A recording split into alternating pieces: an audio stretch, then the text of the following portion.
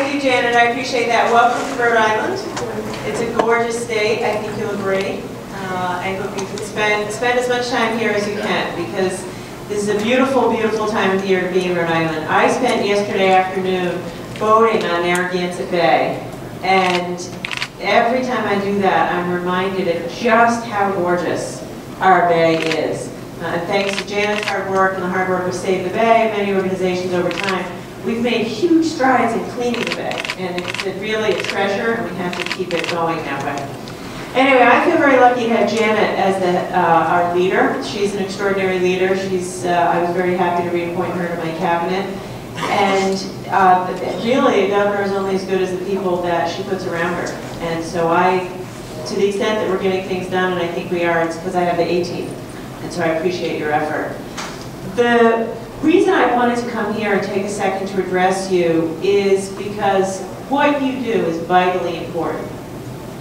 To give you a second on Rhode Island is a gorgeous state, well located, nestled between New York and Boston, tremendous resources, pumps out the highest number of college graduates per capita of any state in the country, but yet our economy is quite weak.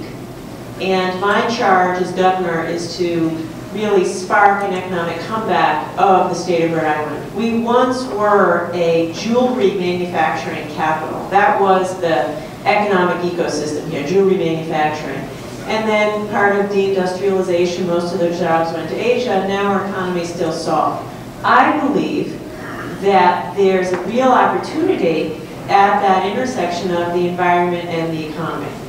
And so Janet's job and our job is to protect and preserve our environment and to have an aggressive sustainability agenda, which we are doing and which I'm very focused on as governor. But to do it, if you do that, you will also have a robust economy. So, for example, this year we were able to pass, with the help of the General Assembly, a cesspool elimination piece of legislation. It's about time, past time, we got rid of cesspools in the state of Rhode Island. So we're doing that. That's going to put people to work right away in the building trades, getting rid of these cesspools, but also over time. It's going to make our property values increase, it's going to make Rhode Island a higher quality place and preserve our environment. That's just one example. Another thing that we've done is we've changed the wetland permitting process. We have many wetlands, we have to protect those wetlands, but we need to make Rhode Island a good place to do business, where regulations are streamlined, where the regulatory process is transparent, and where regulatory process moves quickly.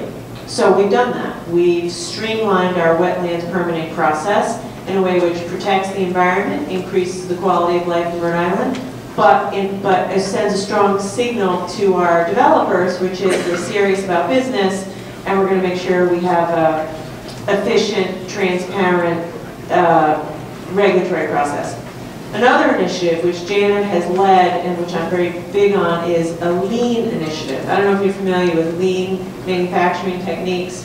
So I've raised some money from the private sector in order to have lean initiatives throughout state government. I believe in government. Government has a hugely powerful, positive role to play in society, but it has to work. It has to be efficient, effective, productive, transparent, not wasteful, not bureaucratic. And I believe it has to also move the speed of business. And so that's why I love lean. When someone calls the government and has to wait online on the phone for half an hour, that's not government working. When they are trying to get a permit and it takes months and it should take weeks and they don't know where they are in the process, that's not government working.